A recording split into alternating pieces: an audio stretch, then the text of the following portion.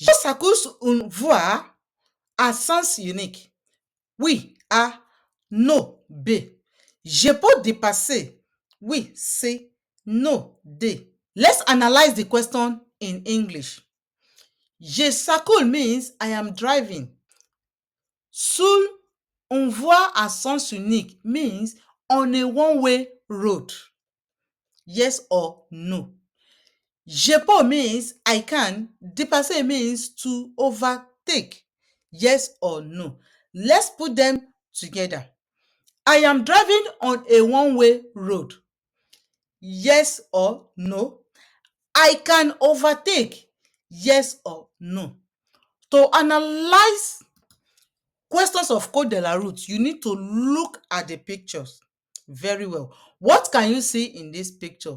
You can see there is a panel or a sign of a two arrow that face down, which means the other side of the road is a two-way, while one arrow face up, which means on this side that is only one way.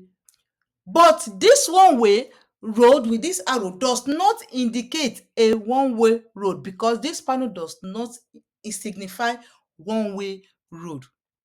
So which being the answer to B.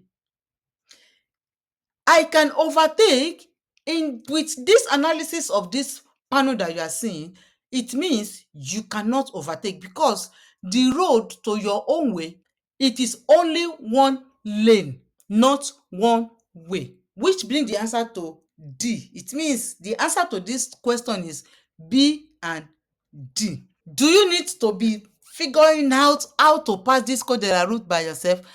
Tell me in the comment section, how many times have you tried this code de la route on your own? If you are struggling, then you need what?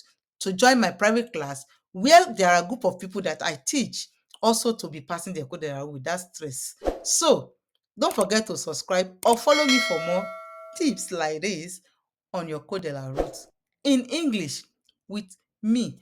I will see you in my next video. Bye.